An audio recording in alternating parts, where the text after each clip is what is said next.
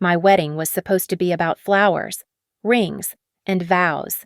Instead, my mother-in-law stood before our guests, declaring the entire family fortune belonged to her and that I was nothing but a gold digger. Then, right in the middle of the ceremony, my phone buzzed an unknown call revealing a secret that could topple her empire. If I dared to answer, everything would explode. Right here at my wedding. My name is Elena Hart, and at 29, I never imagined my wedding day would become a courtroom drama disguised as a celebration. The late afternoon sun cast golden shadows across the manicured gardens of the Overlook Ridge, our boutique hotel venue nestled in the Colorado foothills. The scent of white roses and lavender hung heavy in the air, mixing with the nervous energy that seemed to pulse through my veins like electricity. My dress, a custom ivory creation that cost more than my annual bonus at Viridian Ledger, felt heavier with each passing moment, as if it were made of evidence rather than silk and lace. I stood at the altar facing Miles, my soon-to-be husband, whose jaw clenched and unclenched in a rhythm I'd learned meant he was fighting his own demons. Behind him, 200 guests sat in perfect rows, their designer outfits and practiced smiles masking the undercurrent of anticipation that always accompanied Lang family events. The string quartet's melody floated through the air like a question mark, each note hanging suspended before falling into the next. Our officiant, Judge Harrison, a family friend of the Langs, naturally cleared his throat and raised his hands to begin the vows. That's when Victoria Lang stood up. My mother-in-law moved with the calculated precision of a predator who'd already cornered its prey. Her Saint Laurent suit, the color of fresh blood, caught the light as she stepped into the aisle. The crowd's murmur started low, like distant thunder, then grew as she approached the microphone stand the wedding coordinator had set up for readings. "Before we proceed with these vows," Victoria began, her voice carrying the kind of authority that came from decades of boardroom dominance. "There's something everyone here should know about contracts and promises." My heart hammered against my ribs. Miles reached for my hand, but I couldn't tell if it was to comfort me or steady himself. "You see," Victoria continued, her perfectly manicured fingers gripping the microphone, "marriage is, at its core, a contract. And contracts require full disclosure." She turned to face me directly, her smile sharp as broken glass. "Isn't that right? Elena, you, who work in operations, surely understand the importance of proper documentation." The garden seemed to tilt. I felt the eyes of every guest boring into me, their confusion palpable.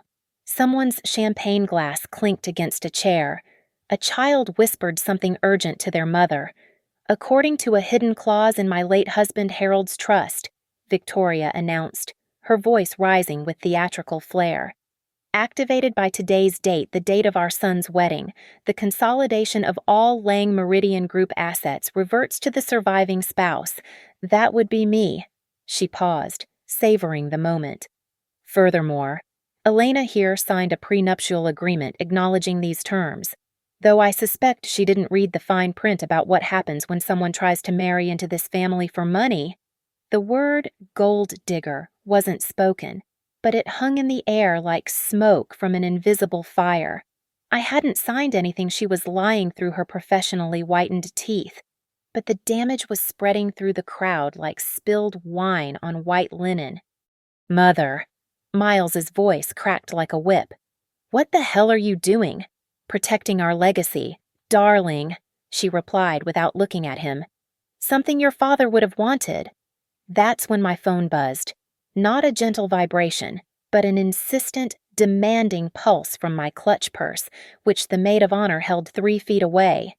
The screen lit up through the beaded fabric Western Summit Bank. Unknown number, but I recognized the prefix their executive line. Time seemed to crystallize. Victoria stood triumphant at the microphone, her declaration hanging over the ceremony like a guillotine blade. Miles looked between his mother and me, his face a masterpiece of confusion and growing rage. The guests shifted in their seats, some already pulling out their phones. no doubt ready to broadcast this disaster across social media. The string quartet had stopped playing, their bows frozen mid-air, and my phone kept ringing. The judge leaned toward his microphone. "Perhaps we should take a brief recess." "No," I said, my voice surprisingly steady. I looked at Victoria, then at the phone still glowing in my maid of honor's hands. "I need to take this call." Victoria's laugh was crystalline, brittle. "Really, you're going to answer your phone during your own wedding ceremony? How perfectly common." But something in my expression must have warned her. The smile flickered, just for a second, because she didn't know about the 3 months of preparation. She didn't know about Harold's real documents, and she certainly didn't know that I'd been waiting for this exact moment, when she would overplay her hand in front of 200 witnesses. I reached for the phone, my wedding dress rustling like paper about to catch fire. "Yes," I said, looking Victoria straight in the eye. "I am." 3 months before the wedding, I met Victoria Lang for the first time at her penthouse office atop the Lang Meridian building. The space was all glass and steel, designed to intimidate floor-to-ceiling windows overlooking downtown Riverton, modern art that cost more than most people's homes, and a desk that looked like it could double as a battleship command center. "So," Victoria said, not bothering to stand as Miles led me in, "you're the operations manager." The way she said my job title made it sound like I cleaned toilets for a living. "At a fintech startup, no less. How enterprising." She gestured to the leather chairs across from her desk with the kind of casual authority that suggested she was granting me an audience, not meeting her son's fiancé. Miles squeezed my shoulder before sitting, a gesture that didn't go unnoticed by his mother's hawk eyes. "Viridian Ledger is actually one of the fastest-growing companies in our sector," I said, keeping my voice level. "We just closed our Series C funding." Victoria's smile was tissue paper thin. "Still, operations is just maintenance work, isn't it? You don't create value, you just shuffle existing pieces around. Rather like a very sophisticated filing clerk." "Mother," Miles warned, "what I'm simply getting to know Elena better." She pulled out a manila folder from her desk drawer, its thickness suggesting she'd already done plenty of getting to know me. "Which brings me to an important matter, the prenuptial agreement." She slid the folder across the marble desktop. The document inside was thick enough to use as a weapon, bound with legal tape and riddled with sticky notes marking signature lines.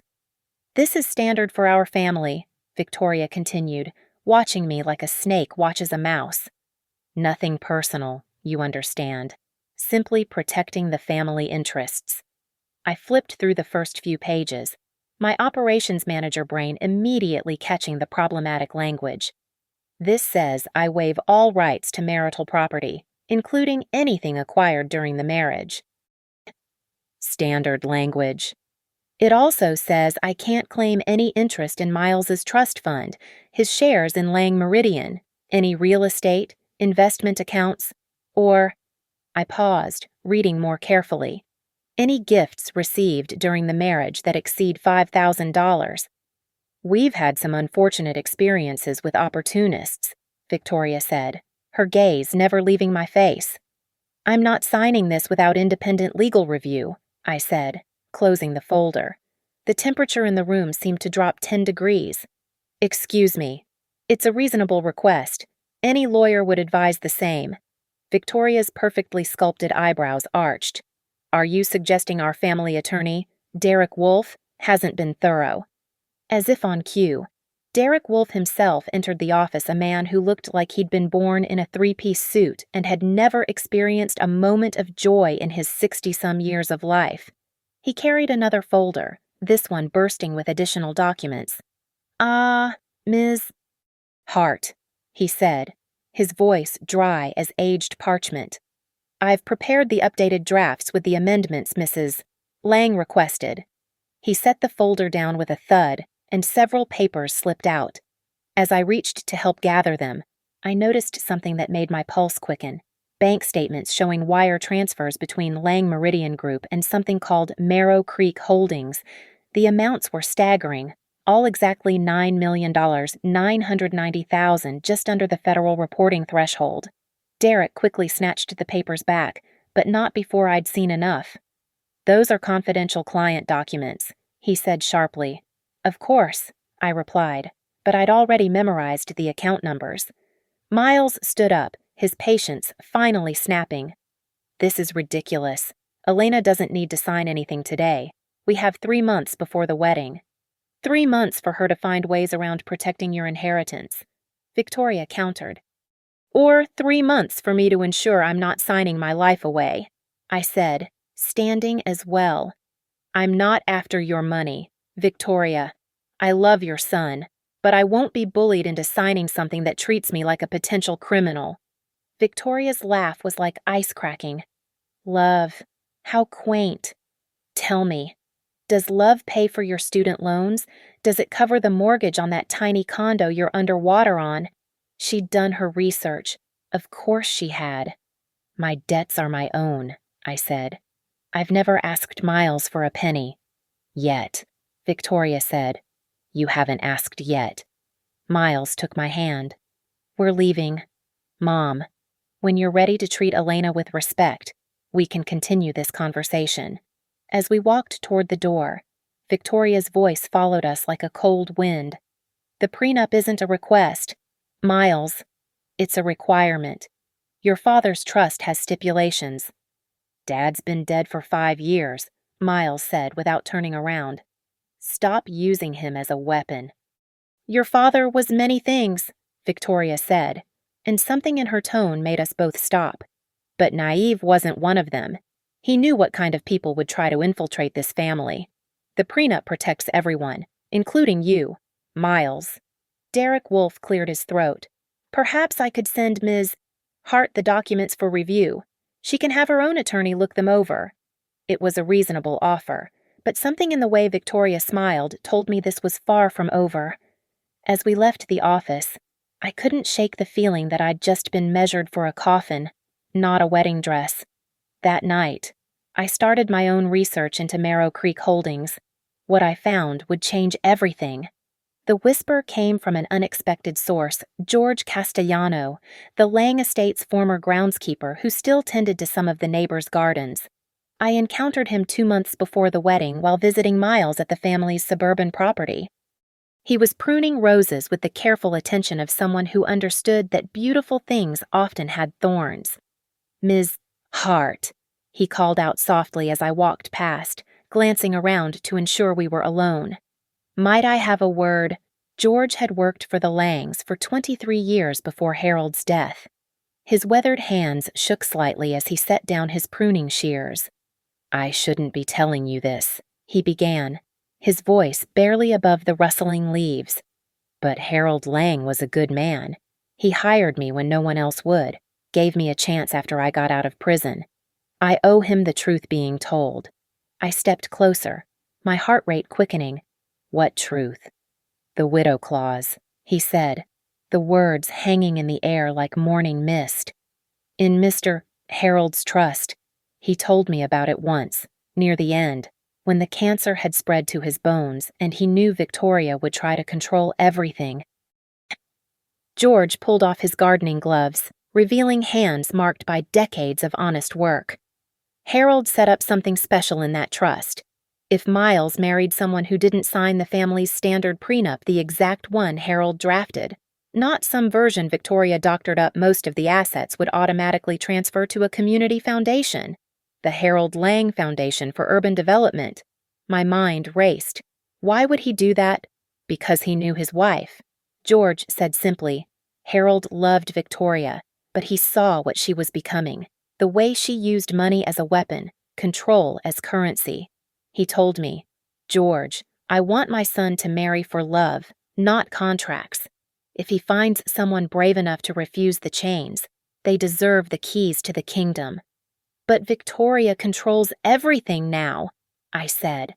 George's laugh was bitter. "That's what she wants everyone to think. For 5 years, she's been moving money through shell companies, subsidiary allocations, management fees, all legal on paper, but against the spirit of what Harold wanted. She's building her own empire inside his, like a parasite in a healthy tree. He looked around again, then pulled out a small notebook from his pocket, its pages yellowed with age. Harold gave me this the week before he died. Said if the right person came along, someone who truly loved Miles, I should share it. The notebook contained dates, amounts, and company names.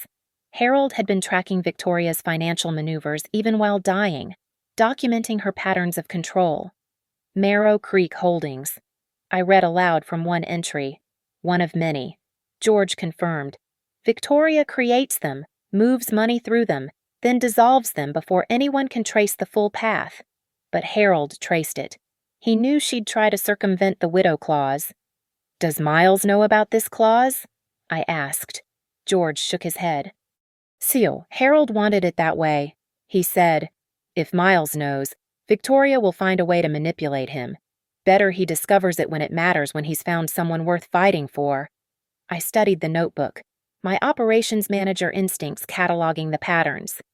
This is evidence of financial manipulation, but without the actual trust documents. The originals are in a safety deposit box. George interrupted. Box 247L at Western Summit Bank. Harold set it up with special instructions. It can only be opened on certain triggering events. One of them is if anyone publicly claims control of the trust assets in a way that contradicts Harold's actual wishes. Like announcing it at a wedding? I asked, a plan beginning to form. George's eyes crinkled with something like hope. Harold was very specific. He said the announcement had to be public, with witnesses, and demonstrably false. He wanted Victoria to hang herself with her own rope, so to speak. Why are you telling me this? I asked. You could lose everything if Victoria finds out. I'm 73 years old, Ms. Hart. I've got my pension from the state, my small house, and my garden. Victoria can't take those, but she can destroy Miles if someone doesn't stop her. Harold saw something in that boy, a kindness Victoria never understood. He deserves better than becoming his mother's puppet. He handed me the notebook. There's a compliance officer at Western Summit Bank, Sasha Doyle. She was Harold's personal banker. She knows about the box and the triggering conditions, but she can't act without cause. As I tucked the notebook into my purse, George added one more thing. Victoria's prenup isn't just about protecting assets. Ms. Hart, it's about control. Sign it, and you validate her claim to everything. Refuse, and if she makes her move publicly, the widow clause activates. Harold called it his checkmate from the grave. Walking back to the house, I felt the weight of Harold Lang's ghost-written rebellion in my purse. Victoria had spent 5 years building her house of cards, never knowing her late husband had left me the match to burn it down. But I'd need to be careful. One wrong move, and Victoria would destroy me before I could light the fuse. The notebook was evidence, but I'd need more. I'd need legal backing, unimpeachable documentation, and most importantly, I'd need Victoria to make her power grab exactly the way Harold had predicted publicly, arrogantly, and at the worst possible moment for her. The wedding was 8 weeks away. I had work to do. The anonymous email arrived at 11:43 p.m. on a Tuesday, 6 weeks before the wedding. No subject line, no text in the body, just an attachment labeled "Follow the Money," PDF. My laptop's security software cleared it, and when I opened it, I found myself staring at a web of financial transactions that made my operations manager brain light up like a circuit board. Wire transfers between Lang Meridian Group and Marrow Creek Holdings, purchase orders from shell companies that existed only on paper, invoice payments to contractors who'd never set foot on Lang properties. Someone inside Victoria's organization was feeding me evidence, and they knew exactly what they were doing. The phone rang 3 days later. Private number. Elena Hart. The voice was female, professional, carefully modulated. Who is this? My name is Sasha Doyle. I'm a compliance officer at Western Summit Bank. I believe George Castellano mentioned me. My pulse quickened. I moved to my apartment's balcony, away from any potential listening devices, paranoid. Perhaps, but Victoria had already proven she'd done her research on me. He did, I said carefully. I need you to understand something, Sasha continued. I take my fiduciary duties seriously. I cannot and will not violate banking regulations or client confidentiality. However, I also have specific instructions from a deceased client that trigger under certain conditions. Harold Lang. I can neither confirm nor deny client names, she said, but her tone suggested I was on the right track. What I can tell you is that Safety Deposit Box 247L has specific access protocols. If someone publicly claims trust assets in contradiction to documented intentions, I'm required, actually to execute predetermined instructions. What kind of instructions? The kind that include notarized trust amendments, recorded audio statements, and financial records that paint a very different picture from what certain parties might claim. I could hear papers rustling on her end. Ms. Hart, are you familiar with the concept of a trust protector clause? Vaguely, I admitted. It's a provision that allows a designated party to modify or enforce trust terms under specific circumstances. Harold Lang was thorough. He appointed an independent trust protector, someone with no financial interest in the estate, but with the legal authority to act if the trust's intentions were being subverted. That would be revealed only upon triggering conditions being met. But I can tell you this. Harold anticipated someone might try to manipulate the trust terms. He called it his insurance policy against greed. The next morning, another email arrived. This time, it contained screenshots of Victoria's calendar for the day of the wedding, including a note, board meeting scheduled 2 hours after ceremony emergency asset consolidation vote. She was planning to lock down everything while we were supposed to be at our reception. I met Sasha in person a week later at a coffee shop downtown, far from the Lang Meridian building. She was younger than I'd expected, maybe 35. With the kind of precise appearance that suggested attention to detail was more than just her job, it was her nature. I'm not supposed to be here, she said, sliding into the booth across from me. But Harold Lang saved my career once. When I was a junior teller, I caught discrepancies in some accounts. The bank wanted to bury it, the client was too important. Harold insisted they investigate. Turned out I'd uncovered a major embezzlement scheme. She pulled out a slim folder. I can't give you anything from the box, but I can tell you what public records show about trust registrations in Colorado. The documents were dense with legal language, but one thing stood out. The Harold Lang Revocable Trust had been amended 3 times in his final year. The last amendment was dated 1 week before his death, properly witnessed and notarized.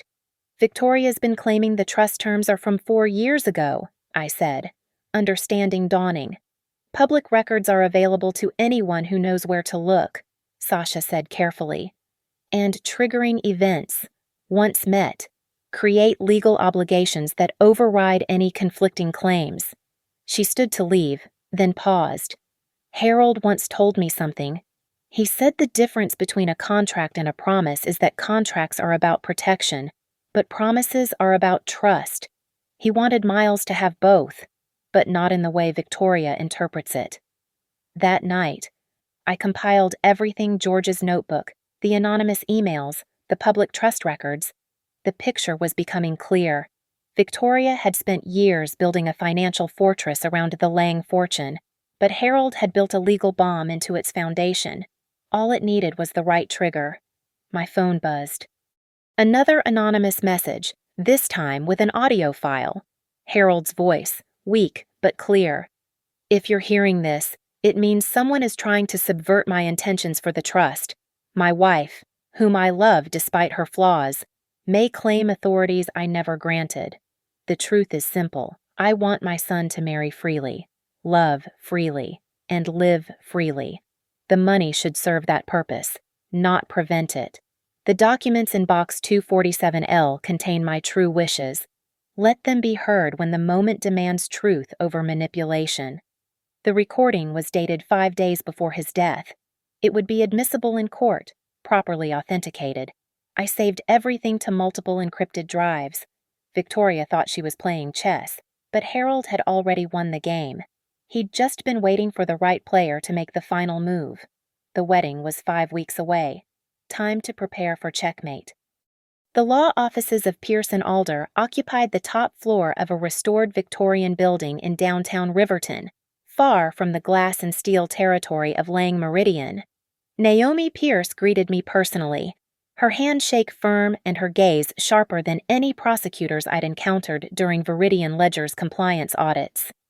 "George Castellano spoke highly of you," she said, leading me to a conference room lined with law books that looked actually read, not just decorative. "He said you need someone Victoria Lang can't buy, intimidate, or manipulate." "Can she buy you?" I asked directly. Naomi's smile was arctic. "Victoria tried to destroy my career 8 years ago when I represented her former business partner in a dispute. She failed. I've been waiting for the right opportunity to return the favor legally. Of course." Over the next 3 hours, we constructed a 3-layer legal strategy that would make Harold Lang proud. "Layer 1, Naomi explained, spreading documents across the mahogany table. "A temporary restraining order, ready to file the moment Victoria makes any public declaration about trust assets. Judge Patricia Thornton is on emergency duty that day. She has no connections to the Lang family and a reputation for despising financial manipulation." She pulled out a draft order. "This TRO will freeze all asset transfers within the Lang Meridian ecosystem the instant it's granted. Victoria won't be able to move a penny without court approval." "How fast can we get it?" I asked. "If we file electronically during the ceremony, with the right evidence of immediate harm, Judge Thornton can issue it within minutes. I'll have a process server standing by." "Layer 2, she continued, opening her laptop. "A conditional disclosure package. If Victoria mentions any hidden clauses or makes false claims about the trust, we activate a secured link that simultaneously sends documentation to 3 recipients, the Colorado Securities Division, investigative reporter Maria Santos at the Denver Post, and Sasha Doyle for authentication." She showed me the interface, a simple website that looked like a wedding page but contained an encrypted backend. 1 click, and the entire money trail goes public. The Securities Division will have to investigate the shell companies. Maria Santos has been trying to crack the Lang financial empire for 2 years. She'll have a story filed within hours, and Sasha's authentication will make it all legally bulletproof. "Layer 3, I asked. Naomi's expression turned predatory. "The Trust Protector Clause. Once Victoria makes a public declaration that triggers Harold's conditions, the independent trust protector gains immediate authority. They can freeze Victoria's control, redirect assets, and enforce Harold's actual intentions. Who is the trust protector? Sealed until triggered, but I can tell you this Harold chose someone Victoria would never expect and can't influence." She pulled out a timeline. "Here's how it plays. Victoria makes her announcement. You take the call from Western Summit on speaker. So there are witnesses. Sasha authenticates the documents from Box 247L. We file the TRO electronically. The process server, who'll be attending as my +1, serves Victoria on the spot. The disclosure package activates. The trust protector emerges. Checkmate in under 10 minutes. "It sounds too perfect," I said. "What if Victoria doesn't take the bait?" "She will," Naomi said confidently. "I've been studying Victoria Lang for 8 years. She can't resist a public display of power, especially one that humiliates someone she sees as beneath her. The wedding is her perfect stage, all of Riverton's elite watching, her son's future locked down. You crushed in front of everyone who matters." She handed me a phone. "This is a backup device, encrypted and untraceable. On the wedding day, I'll be monitoring everything remotely. The moment Victoria begins her speech, I start recording. Every word will be documented." "What about Miles?" I asked. "He doesn't know any of this." Naomi leaned back. "That's your decision. But consider this: if he knows nothing, his reactions will be genuine. No one will be able to claim he was part of some scheme. He'll be as much a victim of his mother's manipulation as you are, which makes the legal case stronger." I thought about it. Keeping Miles in the dark felt like betrayal, but it might be the only way to protect him. "There's one more thing," Naomi added. I've drafted a document for you to sign. It states that you have no interest in the Lang fortune beyond ensuring Harold's wishes are followed. Any assets that come to Miles through the corrected trust interpretation will be his alone. You're waiving any claim to them, prenup or no prenup. Why would I sign that? Because it proves this isn't about money. It's about justice, and it removes Victoria's only weapon, the claim that you're a gold digger. I signed it without hesitation. As I left Naomi's office, she handed me a card. My cell. The moment anything feels wrong before the wedding, you call. Victoria's made enemies over the years, but she's also made mistakes. Harold knew that. He built his trap perfectly. All we have to do is let her walk into it. 4 weeks until the wedding. Every piece was in place. The documents were secured in multiple locations. The legal framework was bulletproof. The witnesses would be present. Even the process server had her outfit picked out, a tasteful navy dress that would blend with the wedding guests until the moment she needed to act. All that remained was for Victoria to play her part, and given her performance at our last meeting, where she'd accidentally let slip that the board meeting after the wedding would change everything, I knew she would. Harold Lang had written his final act 5 years ago. Now it was time for the curtain to rise. Back to the present moment, the garden at the Overlook Ridge. 200 guests frozen in their seats, the string quartet silent, and Victoria Lang standing at the microphone like a queen addressing her subjects. The Colorado sun had shifted, casting her shadow long and dark across the white runner where rose petals had been scattered just moments before. According to a hidden clause in my late husband Harold's trust, Victoria continued, her voice carrying the kind of authority that made board members cower. Activated by today's date, the date of our son's wedding, the consolidation of all Lang Meridian Group assets reverts to the surviving spouse. The crowd's murmur grew louder. Someone's child started crying. Quickly hushed. I could see Maria Santos, the investigative reporter, already typing on her phone, though she didn't yet know she was about to get the story of her career. Victoria produced a document from her jacket, theatrical prop work at its finest. This clause was designed to protect the Lang legacy from those who would dilute it through inappropriate marriages. Her eyes found mine, cold as winter granite.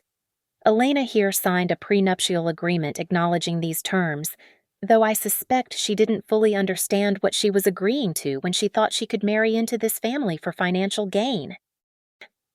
That's a lie, I said, my voice steady despite my racing heart. I never signed anything. Victoria's smile was poison wrapped in silk. Didn't you, Derek? Would you please? Derek Wolfe stood from his front row seat, producing a folder with obvious satisfaction. The preliminary agreement, signed and dated 3 weeks ago. Ms. Hart's signature is right here. It was forged. Expertly done, but forged. They'd probably paid someone good money to replicate my signature from the documents I'd reviewed but never signed. My phone continued its insistent buzzing. The screen showed 3 missed calls now, all from Western Summit Bank. Furthermore, Victoria announced, turning back to the crowd, the trust explicitly states that any attempt to circumvent these protections through refusal to sign proper documentation results in immediate disinheritance of the defaulting party. Miles, darling, I'm sorry it has to be this public, but Elena needs to understand she has no claim here. The fortune, the companies, the properties, they remain with the Lang family, with me, as Harold intended. That's when I answered the phone. I pressed the speaker button, holding it just close enough that the nearest guests could hear, but not so obvious that it looked staged. Sasha Doyle's voice came through clear and professional. Ms. Hart, this is Sasha Doyle from Western Summit Bank. I'm calling regarding safety deposit box 247L and the triggering conditions that have just been met. Victoria's face went pale. End that call immediately. No, I said, stepping toward the microphone. Everyone should hear this, Sasha continued, her voice now audible through the wedding's sound system as I held my phone near the microphone. Per the instructions left by Harold Lang, dated 1 week before his death, I'm authorized to confirm the following. The trust amendment Victoria Lang just referenced does not exist in any legally binding form. However, There is a legitimate amendment that states, and I quote, "Should any beneficiary publicly claim false authority over trust assets, particularly using fabricated documents or coercion involving prenuptial agreements not personally approved by Harold Lang, the widow's clause activates immediately." The garden erupted. Guests turned to each other, voices rising. Victoria grabbed for the microphone, but Miles stepped between us, his face a storm of confusion and growing anger. "Mother, what is she talking about?" Sasha's voice continued through my phone. "The widow's clause specifies that if Miles Lang marries without signing the specific prenuptial agreement drafted and notarized by Harold Lang himself, not any version created after his death, the majority of trust assets transfer to the Harold Lang Foundation for Urban Development, with Miles as co-administrator alongside an independent trustee. Victoria Lang retains only the statutory spousal minimum under Colorado law." "That's impossible!"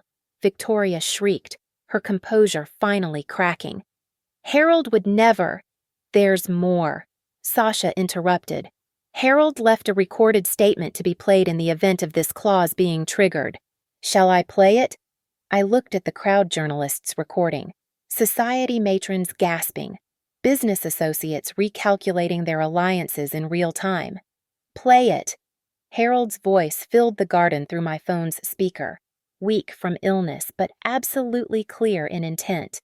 "If you're hearing this, it means Victoria has attempted to manipulate my son's marriage for financial control. I love my wife, but I've watched her become someone I don't recognize, someone who values money over family, control over love. Miles, son, I wanted you to marry freely. If you found someone brave enough to refuse our family's chains, they've proven they love you, not our money. Victoria, I'm sorry it came to this, but you brought it on yourself. The documents in Box 247L are the true trust terms. Let no one claim otherwise." The recording ended. The silence that followed was deafening. Then Victoria laughed sharp, bitter, disbelieving. "This is fraud. This woman has fabricated everything. Derek, call security. Call the police. This wedding is over." But Derek Wolfe was backing away, his face ashen. He knew forged signatures when he saw them, and he knew he'd just been caught participating in fraud in front of 200 witnesses. I held up my phone again. "There's one more call I need to make." I hit the speed dial for Naomi Pierce. She answered on the first ring. "Now," I said simply, "filing electronically as we speak." Naomi's voice came through clearly. "TRO request submitted to Judge Thornton. Given the evidence of imminent asset manipulation and fraud, she's reviewing it immediately." Victoria lunged for my phone, but her heel caught in the grass. The designer shoe snapped, sending her stumbling. 200 cameras captured the moment the queen of Riverton's elite, falling from grace in real time. The sound of an email notification pinged through the garden's speakers. I'd connected my phone to the venue's Bluetooth system during the rehearsal. A backup plan I'd hoped not to need. "Temporary restraining order granted," Naomi announced. "All Lang Meridian Group asset transfers are frozen, effective immediately. Process server, please proceed." From the third row, a woman in navy blue stood up, Naomi's colleague, who'd been posing as a wedding guest. She walked to Victoria with practiced efficiency, handing her the legal documents. "Victoria Lang, you've been served." The reception hall had been transformed into something between a celebration and a courtroom. The LED screens meant to display our wedding photos now served a different purpose. Victoria, having replaced her broken heel, stood near the stage with Derek Wolfe frantically whispering in her ear. The guests had moved from the garden to the ballroom, drawn by a mixture of scandal and the promise of an even more dramatic second act. I stepped onto the stage, my wedding dress train swept over my arm, the microphone steady in my hand. "Victoria, would you like to offer a clarification to our guests?" She ascended the steps with remarkable composure for someone whose empire was crumbling. Her laugh was crystalline, designed to suggest this was all a misunderstanding. "This is simply a matter of interpretation," she began, but her voice cracked slightly. "Legal documents can be complex." The LED screens flickered to life. Naomi Pierce appeared via video link, seated at her desk with documents spread before her. Good evening, everyone. I'm Naomi Pierce, independent legal counsel for Elena Hart. I'd like to present some clarifications about the documents Mrs. Lang referenced.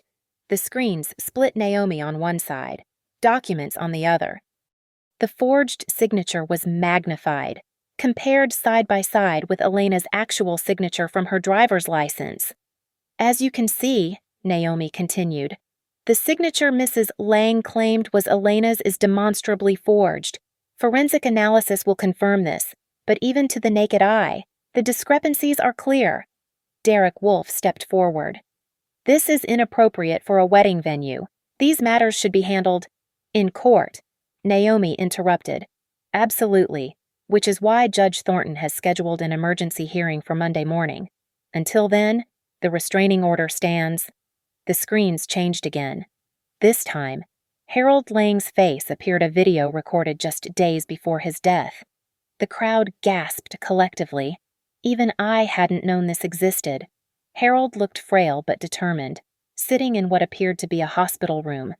If you're watching this, it means Victoria has done exactly what I feared, so let me be crystal clear, with witnesses present. The camera panned to show a notary and 2 nurses. The widow's clause in my trust is designed to prevent financial manipulation through forced prenuptial agreements.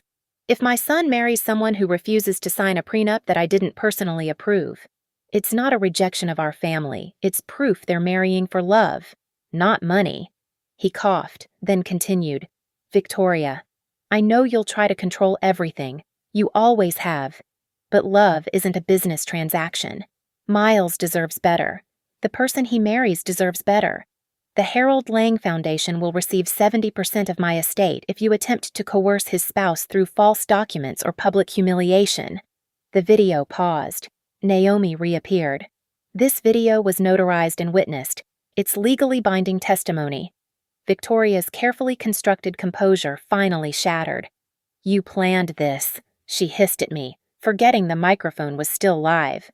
You little nobody, you planned this whole thing. No, I said calmly. Harold planned it.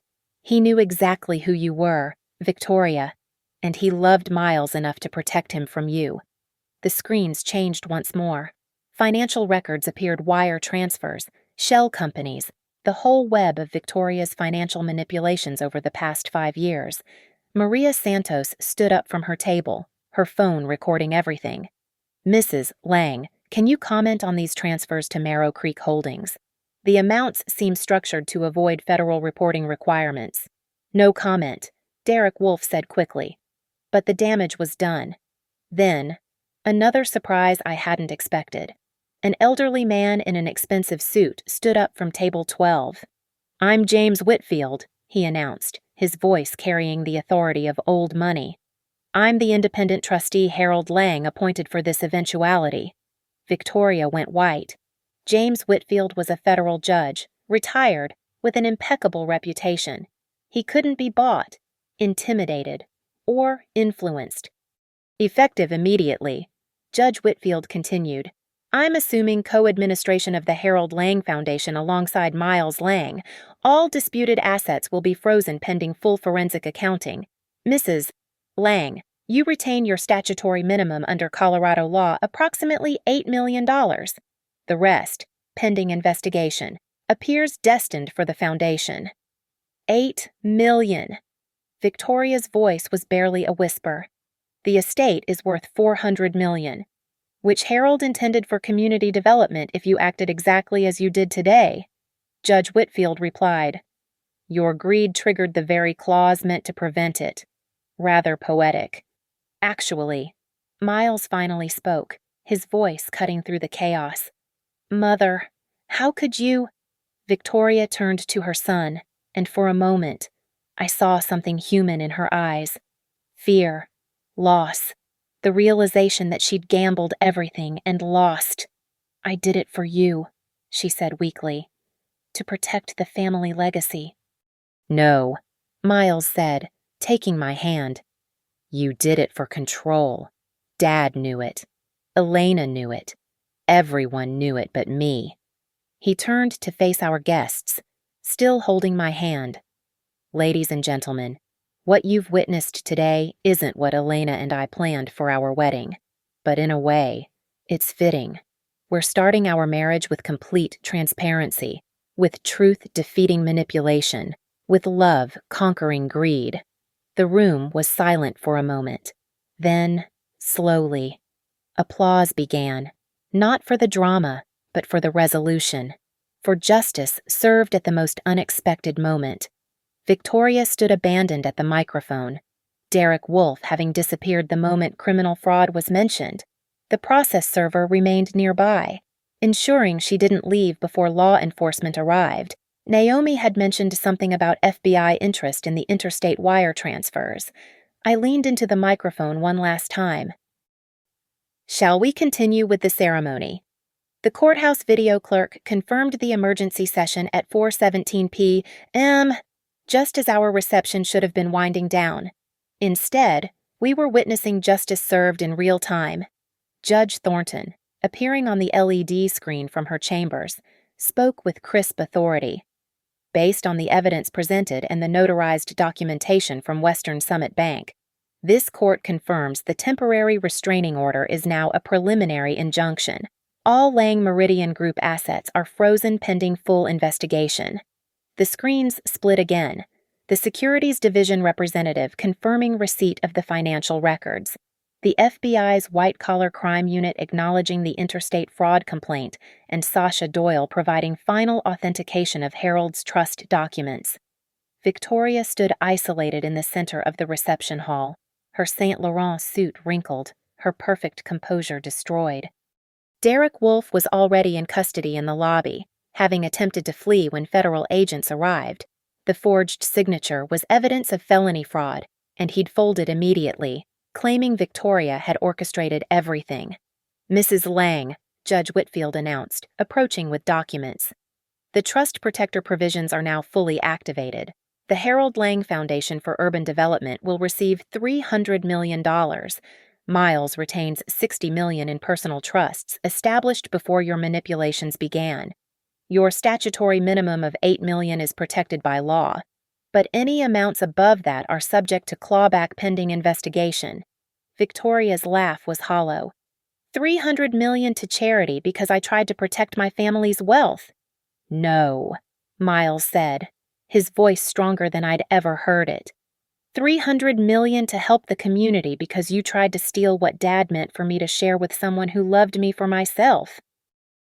He turned to face our guests, the ones who'd stayed to witness this unprecedented drama. My father knew that money without purpose is poison. He wanted our family's wealth to mean something. Today, it will. Judge Thornton spoke again through the screen. Mrs. Lang, you're required to appear Monday morning at 9 a.m. for formal proceedings. Failure to appear will result in immediate arrest. The process server, who'd been standing quietly by, stepped forward with another document. Mrs. Lang, this is a civil suit notification. The Harold Lang Foundation is suing for attempted breach of fiduciary duty. Additionally, Ms. Hart is filing for defamation based on your public statements today. Victoria looked at me with pure hatred. You think you've won. No, I said, taking the microphone one final time. Harold won.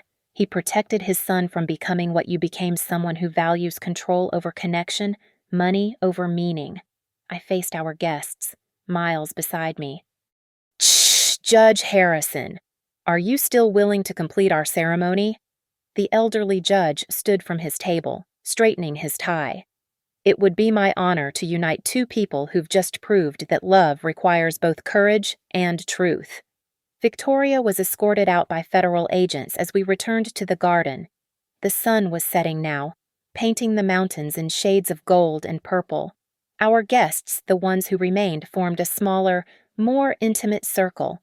The string quartet, who'd been patiently waiting, began playing again.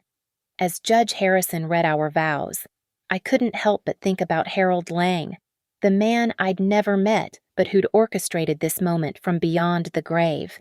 He'd known his wife would try to control everything. He'd known she'd use the wedding as her stage, and he'd known that someone who truly loved his son would have the courage to call her bluff. "Elena," Miles said, his voice clear and certain, "I promise to love you without conditions, to trust you without reservations, and to build a life with you based on truth, not contracts." "Miles," I replied, holding his gaze, "I promise to stand beside you in authenticity, to choose love over comfort, and to honor your father's wish that we be partners in purpose, not just in name."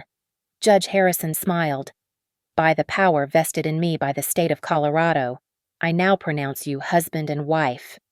As Miles kissed me, applause erupted genuine this time, celebrating not just a marriage but a victory of integrity over manipulation. Maria Santos approached during the reception, her notepad full. "Elena, that quote at the microphone, 'We swore marriage vows, not a sale of souls,' may I use that as my headline?" I laughed, really laughed, for the first time all day. "Harold would have loved that." "Yes, use it." The Harold Lang Foundation was officially established the following week. Its first initiative, a program providing free legal services to people facing financial manipulation in marriages and families. Victoria's $8 million settlement was frozen when investigators found evidence of tax evasion spanning decades. She eventually pled guilty to multiple charges, receiving 5 years in federal prison and full asset forfeiture. Miles and I honeymooned in a small cabin in the mountains, far from the Lang estate and its complications. On our last night there, he showed me a letter his father had written but never sent, found in Harold's personal effects. "Son," it read, "if you're reading this with someone who stood up to our family's worst impulses, then you've found what I always wanted for you, a love that's worth more than money, a partner who's richer in character than any bank account. Treasure them. They're your real inheritance." So, standing at that microphone on my wedding day, I'd spoken one simple truth. Today, we swore marriage vows, not a sale of souls. Harold Lang had given me the ammunition, but the courage to use it that came from knowing that love, real love, is worth fighting for, even when the entire world is watching you fight. Thank you so much for listening to this story. I'd love to know where you're tuning in from. Please share in the comments below so we can connect with fellow listeners around the world. Don't forget to subscribe to the channel if you enjoyed this tale of justice served at the altar, and please share your thoughts on Elena's courage and Victoria's downfall. What would you have done in Elena's shoes? Let me know in the comments.